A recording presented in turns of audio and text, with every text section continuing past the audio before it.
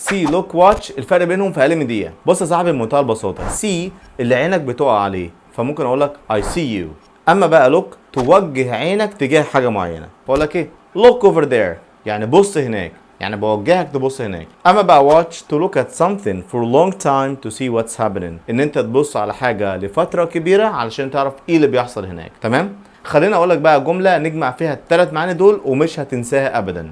when you look at your TV and see it's off you can't turn it on and watch. يعني لما تبص على التي في بتاعك توجه عينك ناحيته، فبالتالي هتشوف عينك وقعت عليه ان هو off، ان هو مطفي.